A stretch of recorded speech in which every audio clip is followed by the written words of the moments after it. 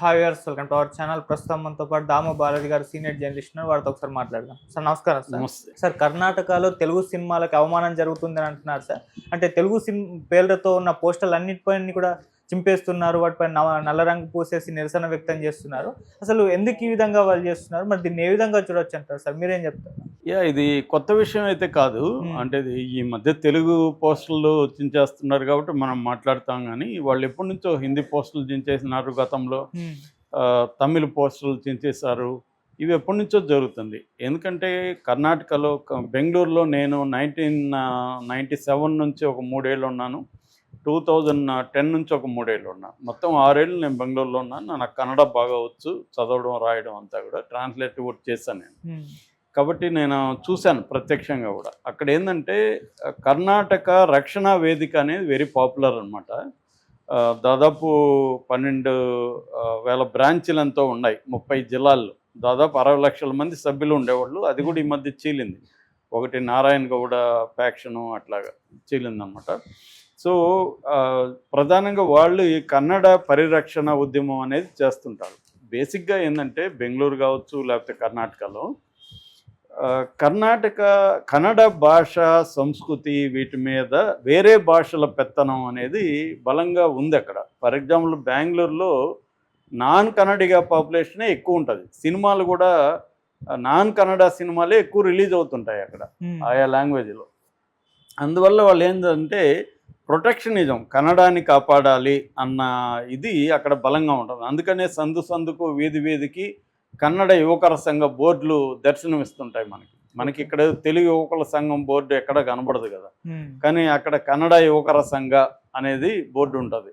కన్నడాన్ని కాపాడండి, వాళ్ళ సినిమా పాటల్లో కానీ అన్నిట్లో కూడా నేను కన్నడ వాడిని, అది నేను తెలుగు వాడిని అనే పాటలు మనకు కనబడు. తమిళ వాళ్ళకు ఉంటుంది, మళ్ళీ కన్నడ వాళ్ళకు కూడా ఇది ఉంటుంది అనమాట. అంటే లాంగ్వేజ్ పాలిటిక్స్ అంటారు దీన్ని, లాంగ్వేజ్ నేషనలిజం అంటారు.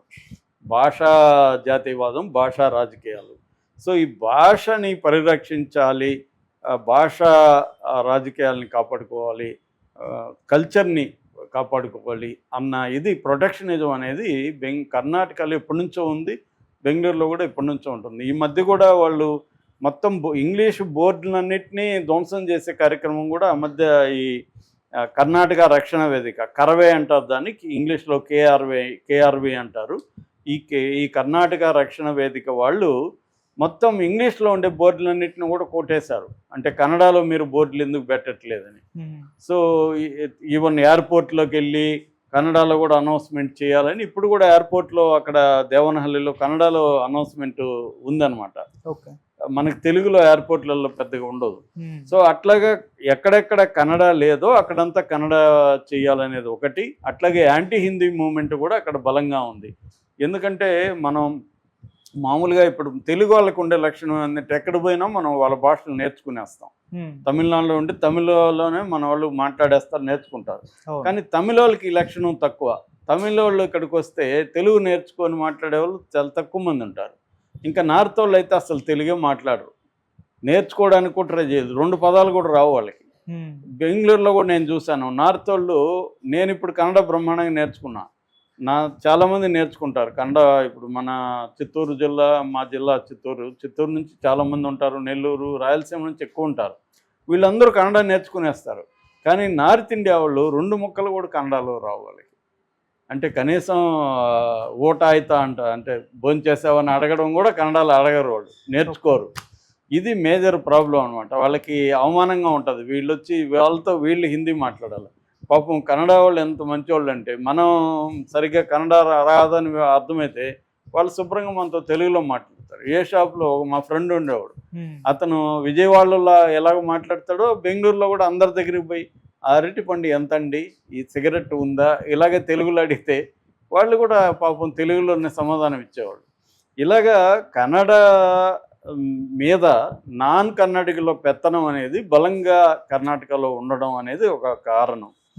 దానివల్ల కన్నడని రక్షించాలి అన్న ఉద్యమాలు అక్కడ బలంగా ఎప్పటి నుంచో ఉన్నాయి. ఇది సినిమా రంగానికి కూడా ఉంది. సినిమాలో కూడా మీకు బెంగళూరులో చూస్తే నాన్ కన్నడ లాంగ్వేజ్ సినిమాలే బలంగా ఉంటాయి. దానికి ఒక కారణం ఏంటంటే కన్నడ సినిమా ఇండస్ట్రీ చిన్నది ఒకటి, రెండోది ఒకప్పుడు కన్నడ సినిమాల క్వాలిటీ కూడా అంత గొప్పగా ఉండేది కాదు, ఏవో కొన్ని సినిమాలు తప్ప. అంతకంటే మంచి క్వాలిటీతో హిందీ, తమిళ్, తెలుగు సినిమాలు ఉండేవి. అందువల్ల అక్కడ కన్నడ వాళ్ళకి చాలామందికి తెలుగు వస్తుంది, అర్థమవుతుంది కాబట్టి వాళ్ళు కూడా తమిళ్ సినిమాలు, కన్నడ సినిమాలు, హిందీ సినిమాలు ఇవి చూసేవాళ్ళు ఓకే. కన్నడ వాళ్ళు కూడా. అందువల్ల ఏమైంది, కన్నడ ఇండస్ట్రీ అనేది ఇంకా ఇబ్బందిలోకి వెళ్ళిపోయింది. దాంతో వాళ్ళు డబ్బింగ్ని బ్యాన్ చేశారు. చాలా కాలం పాటు డబ్బింగ్ లేదు. ఇప్పుడు కూడా డబ్బింగ్ సినిమాలు అంటే టీవీల్లో వాటిలో వస్తున్నాయి, కానీ మెయిన్ స్ట్రీమ్ థియేటర్లో డబ్బింగ్ సినిమాలని ఆడించకూడదు అనేది ఉంది. అది డబ్బింగ్ సినిమాలే కాకుండా రీమేక్ సినిమాలు కూడా చేయకూడదని కూడా చాలామంది ఉండేది. ఆ మధ్య శివరాజ్ కుమార్ కవచ్ అని మా ఫ్రెండ్ డైరెక్టర్, దానికి వాసు అని, ఆయన 12 ఏళ్ల తర్వాత ఏమో Shivaraj Kumar first time remake cinema చేశాడు. అప్పుడు కూడా ఆయన మీద వ్యతిరేకించారు, ఇది రీమేక్ సినిమాలు చేయకూడదని. మలయాళం రీమేక్ అనమాట అది, కవచ అనేది మోహన్ లాల్ సినిమా. అలాగే రీమేక్ సినిమాలు చేయకూడదు అని బలంగా ఉంటుంది. అందువల్ల రవిచంద్రన్కి రీమేక్ మామ అనే పేరు పెట్టారు, ఎందుకంటే రీమేక్లు ఎక్కువ చేస్తుంటారు.